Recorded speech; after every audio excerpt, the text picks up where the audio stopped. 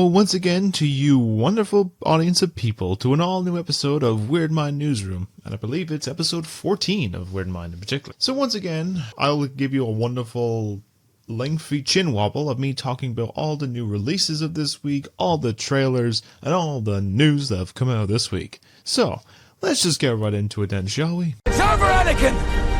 I have the high ground! So going on to new releases, let's start with the film of this week. Now, this one's not really one that's kind of really hit me much, but it's the all-new horror comedy that's known simply as The Blackening. This film will follow the vacation of 7 friends of colour in a remote cabin on the weekend of Juneteenth. But it's not all as it seems, as they found themselves trapped with a killer after they start playing a game of the title of the same movie. And this killer does have a vendetta. So they must soon use their street smarts as well as their knowledge of horror movies to survive and live to tell the tale. Now, what I've seen on the reception, it has been quite well received. It's sort of one of the better horror comedies of this year. And this has been out since, I think, June in the US, but it's only come out this week. And while it may not be much of an interest to me for the whole film currently, I think it's just like the trailers weren't really selling me much on it.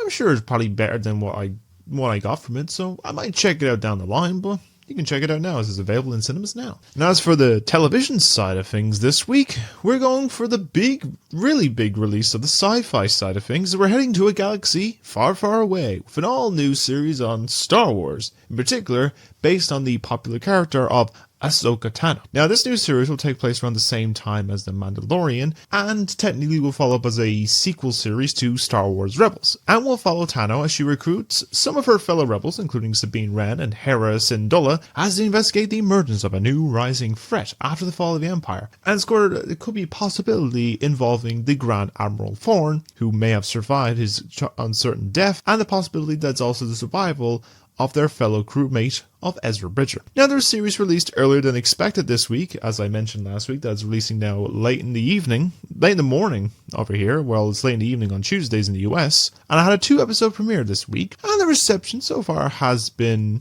well, decently received from what I've seen anyway. Most people, a few kind of nitpicks saying it's a bit slow to start, but I can agree with that. I have watched the 2 episodes, so it is a bit slow, but, you know, you get that with most shows anyway. It starts off slow and then it picks up once, say, like, the 3rd or 4th episode comes in, so we'll see how that goes. But if you want to continue watching it, the first 2 episodes are available now, and a new episode will be releasing every Wednesday morning at 2 a.m. over here on Disney+. And as for the final release of this week, we're going to video games. And we have the release of the 6th entry in the long-running series of Armored Core. Now, this will see the destruction of mechanized vehicular combat take center stage with some new deep story courtesy of the Souls developers of From Software. And we'll see you playing mechanized warriors and everything like that in the game that's known as Fibers of Rubicon. Now, I'm just kind of bullshit here because I don't know much about the series anyway, but what I have seen on reception for this game is that it's the best reviewed one of the series, and it's still pretty good. I think it's like, for Metacritic, I've seen at least around, they're all the different variations are above 80%,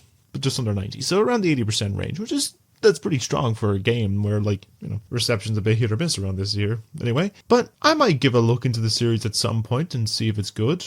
If anyone has watched it, if anyone has played them and thinks it's good, let me know what you think down below. I'll probably pick it on down the line. But if you haven't played it yet, it's available now on PS5, Xbox Series X and S, and PC. And with that now, that is the end of all the new releases that have come out of this week. Oh, Don't swear. I'll kill you. So let's start our first trailer for this week, and it's coming to us from the streaming giant of Netflix, and in particular from the director of a cult classic fan campaign to get his version of the film made. That ended up being 4 hours and was decently a lot better than the original, and now has a diehard fan base that will literally shit on anything from the DC universe because it's not made by him, and this is of course talking about Zack Snyder, who has released their first official trailer for his new duology sci-fi film of Rebel Moon. Now, this new film is set in a galaxy controlled by a corrupt government known as Motherworld, and will focus on Korra, a former member of the Imperium forces of that corrupt government, who will seek redemption for her past with gathering and recruiting warriors from across the galaxy to take back control of the universe from the corrupt. Now, the trailer does look pretty stylized, and it's interesting looking. It's like a mix of Star Wars and Dune, and then it's also about saying it's also full of sex and, you know, swearing and drugs and shit like that, so I don't know. Anyway, it does have a signature, it shows some pretty good action, and of course his signature amount of slow motion, which I feel probably, if you sped up the footage, it'd probably be like you take about 20 minutes of footage out of it. That's all I'm saying. But as I mentioned as well, this is a duology, with the first part coming out in December 22nd of this year, with possible theatrical cut release coming up about a week prior. And the second part coming out 4 months later on the 19th of April. And then also he's mentioned as well, there's already a planned director's cut for the movie that's probably going to be teetering on about 5 hours. So maybe wait until you've shown the first 2 parts to see if it's good or not before you start announcing you're going to have a director's cut. That's all I'm saying. Now this one I want to get briefly through, but this is a follow-up to a story I talked about last week, which is of course the American Horror Story one, which you all know stars Kim Kardashian. For some forsaken reason. Well, they showed a very weird cryptic teaser, and I'm going to show my reaction just through visual illustration. That was really bad. Yeah, it was that. Now, this series is going to be based on The Delicate Condition, a book from, I believe, the last few years that will focus on the character of Anna Alcott wanting to have a baby. Things seem to be a possibility, but soon she starts suspecting that something is awry, and it's a bit weird.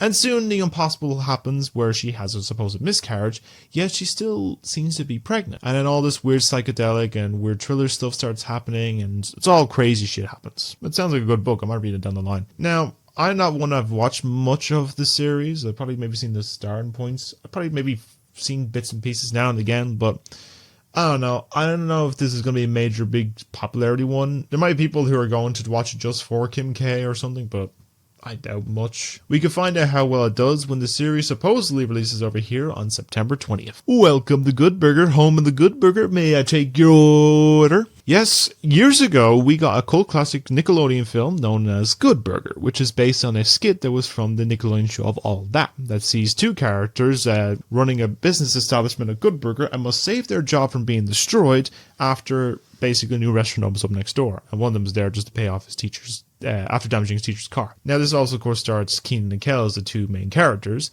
and now 26 years later we are finally getting a sequel with Paramount Plus. Now, it's a very small teaser that sees the 2 reunite all over again for more misadventures at this restaurant and stuff like that. Not much else is known about the plot in particular, but we'll probably get a full trailer before the film releases sometime this November. Now, from an announcement from Gamescom this week that I was very happy about. Now, over the last few years, there's been a small series of games known as Little Nightmares, and they are probably some of the most unsettling and disturbing kind of games I've ever played, and I've enjoyed them a lot as well. From its setting and the inhabitants of the Moss ship in the original, the Nest Orphanage from Very Little Nightmares, and the large pale city from the sequel. Well, now earlier this week we have received the excellent news that we are getting a 3rd entry in this series with Little Nightmares Free. Now this isn't being made by Tazir Games, but rather by Supermassive Games. These are the people that made Until Dawn, The Quarry, and the Dark Pictures anthology games. And in this new one you can play it on your own or with a friend in co-op, as you take on the new characters of Lo and Alone, as you must travel through a place known as the Nowhere in order to escape a looming threat. Now this looks really cool, stylized, it's a lot more colourful than the last 2, which were grim, and while not showing much of some of the creepy creatures we will come across this game besides a giant fucking creepy porcelain baby doll, which I'm not prepared for. There's other creepy shit like that, I'm not ready for that. But this looks great, and you'll be able to experience more of these nightmares yourself when it releases on all modern consoles and PCs sometime in 2024. Okay, this next trailer I just want to say one thing about. There is a show that this is going to be focused on that was based on a spin-off of an original series from the 80s known as Cheers. And I will say this spin-off is actually a really great one.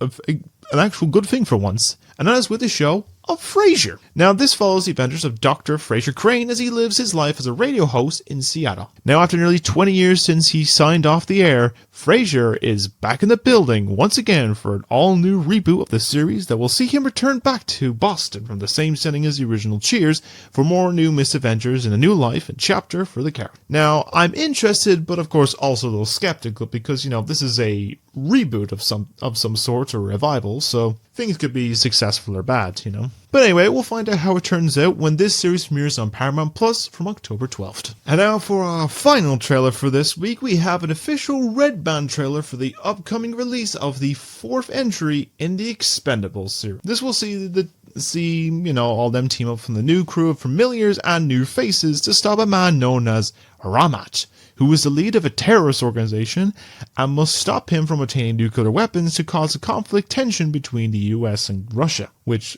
sounds very similar to modern day right now. Now, I'm sure the series is probably worth a watch again. I can't remember the last time I actually seen the films, but I might give them a rewatch before this new fourth entry releases on September 22nd, so just a little under a month's time. And with that now, that brings us to the end of all the trailers for this week. Thank you so much for playing my game. So we're going to start off the news this week with a little bit of somber news. As we announced at the beginning of this week, that Charles Martinet, the iconic voice behind the plumber of Mario, as well as his brother Luigi and the Wario Brothers 2, have announced that he's retiring the voice of the characters after being the voice since, well, most say Mario 64 in 1996 was actually the voice of the character a year earlier with the Mario Game Gallery, where he tells you he's going to go fishing. Can we find the clip?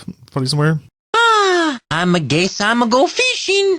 Now, he has voiced him since the many games following from Mario Sunshine to Odyssey to Mario Karts to Mario Parties. He has been the voice for all, and he has been the voice that has defined a generation of gamers for the was, the yahoos, and I would want to personally thank Mr. Martinet for all those memories of playing the Mario games as a kid to still continue to play them to this very day. Now, his last known role currently for the series is actually in the recent Mario movie as the voice of Mario's dad, as well as the Jumpman, the pizzeria. We don't know whether or not he will still be appearing in roles in the future ones, but he has been confirmed by Nintendo to be a Mario ambassador, where he will basically overlook the casting of a new version of the plumbers and the other compadres. Now, it's confirmed that apparently we're also getting a video with Martinet and Mr. Shigeru Miyamoto some point later in the future, but we have confirmation at least as well that he's not the voice of Mario and Luigi in the upcoming Super Mario Wonder game, as well as the WarioWare game that's coming out in November. So we'll probably have to see, probably with that video down the line, of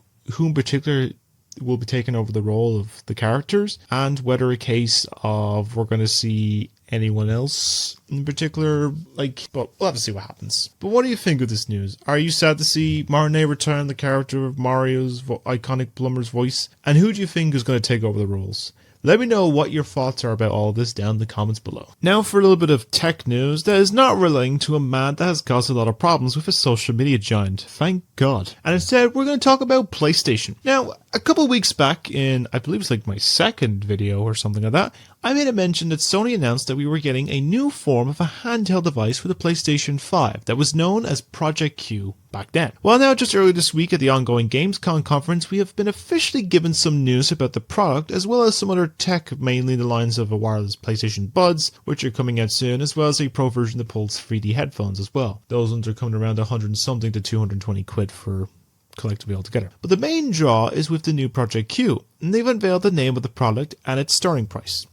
Now, the product itself is now officially known as the PlayStation Portal, or as many people have dubbing it online, the PSP. Dare you stand where they stood? Now, this product itself will have a similar sounding name to an older fans of the handheld Sony products, as well as this new device is essentially just a more pricier DualSense controller with a Switch tablet stuck in the middle with better power and probably visuals, but it has the same limited features to the likes of the Wii U gamepad, where you cannot play it on the go and must be connected to Wi-Fi to use it. And probably in most cases they'll say you can play it anywhere in the house, but I'd say you go about 20 feet, the thing just butts out. It's can't connect. Now, the price of the product is coming in at around €220, and apparently is planned to be released before the end of this year, so just in time for Christmas. Now, I feel like it's probably going to be, I might give it a try down the line, as it feels like it's like the PS Vita, because that had a functionality where I think on the PS4 and 5 you can use it as a remote play feature, where you can use the Vita console as a controller for the game. Probably losing all the functionalities, but it's sort of interesting, and I'll probably give it a look, see how the reception is, but whatever, it's good.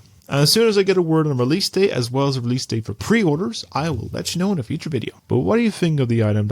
And does the price point for this product seem reasonable, or should it cost more or slightly cheaper? Because if you're getting the console, the VR headset, and this, you're looking at about nearly 1,300 quid. So, that's even before getting any games and extra accessories. So, let me know what your thoughts are and opinions of all of this down in the comments below. Now, these next two I'm actually going to lump in together as one, because both of them are going to be focusing on some release day announcements. Now, First off, we're going to talk about one that we knew about was coming along, and that is with Sonic Superstars. We got this announced back in the summer of gaming of this year, and it's the event of a new 2.5D style Sonic game with a 2D runner with a 3D coat of paint, and that's the game is coming out sometime by the end of this year. It was confirmed for this for PS4, PS5, Xbox One, Series X and S, Switch, and PC, probably. Well, now, during this week at Gamescom, on opening night, we officially got an official release date for the game of this new Sonic venture, and it'll be releasing on October 17th. Right smack dab in the middle of a month of very heavy amounts of releases, including like Assassin's Creed, Alan Wake, Mario Wonder, Spider-Man 2, and many other ones. So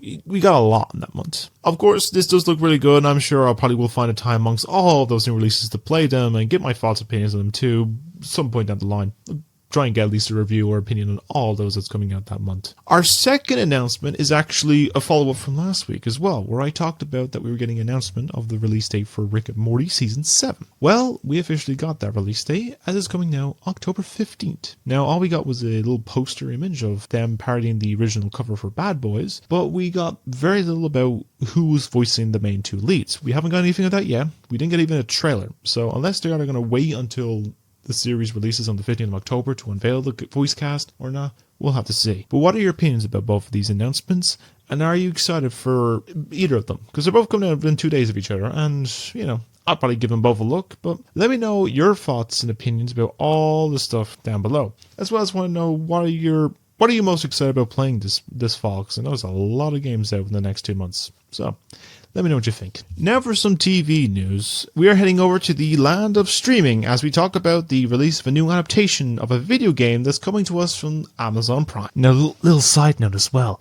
I've got the new release of my first long-form video about the history of video game adaptations we can check out above or in the link in the description down below after this video. But let's get back to the stories. Now, the series in question is being discussed today is with the adaptation of the popular Bethesda series of Fallout. Now, we officially gotten earlier this week the official announcement of the setting, a bit of like what the plot's going to be about, as well as a release window. Now, the release window is projected for some point next year. Our location is, of course, going with LA, a staple in most American productions. It's either LA, New York, or Washington. And to be fair, it's following on a case of the other Fallout games that have seen themselves in locations across US from Boston or the Common Lands, California, New California, Virginia, Washington from Fallout 3, and Vegas, or New Vegas in particular. And just to give a bit of a brief plot, we're going to be following the inhabitants of Vault 33, who will return to the surface and explore what remains of the wastelands after nuclear fallout,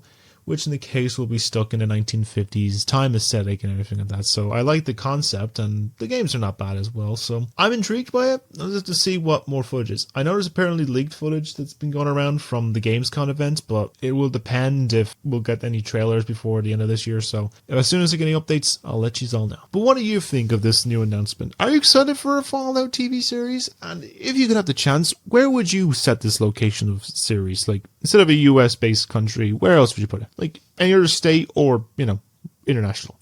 Let me know what you think of it down in the comments below. Let's have a discussion about where we place it. And now to wrap up this week's news, it seems we kind of go a week without any delays. As following on from Sony's delays a couple of weeks ago, which saw the delays of Kraven, Ghostbusters, Spider-Verse, and all the other ones, it seems like now we're getting some delays courtesy of Warner Brothers. And with 3 big releases in particular that have gotten delayed, which I will explain a little rundown delays to. So our first big one, of course, is Dune Part 2. Now initially this film was coming out on November 3rd of this year, but now it's not coming out this year at all. Instead, it's been delayed by 4.5 months to March 15th of next year. This, of course, will cause a knock-on effect of delay for another film that was coming out in December of this year, or March of next year, which was Godzilla x Kong: A New Empire.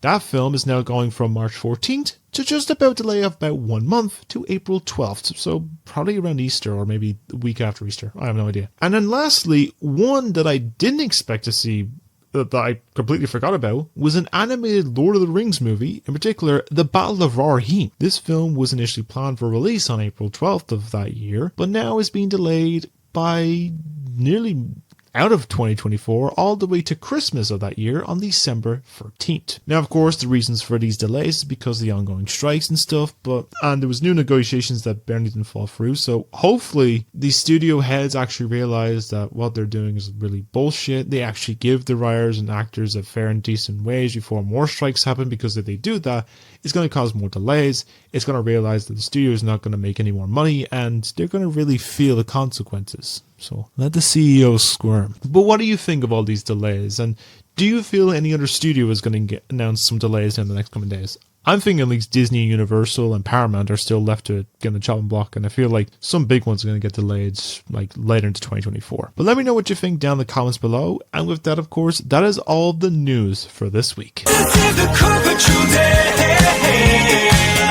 And with that now, that's the end of episode 14 of Weird Mind Newsroom. And I hope you all enjoyed listening to me rambling and chin-waggling for probably a little over 20 minutes, I feel, at this rate. Now, some updates on some videos. As I've already mentioned a little bit in a side note in the news section, I did bring out the long-form video earlier this week, which is about the history of video games. If you haven't seen it, you can check it out in the link in the description below, as well as like playlists to my previous episodes of this, as well as my reviews of stuff. And speaking of reviews, I've currently been writing away on one or two of them currently right now.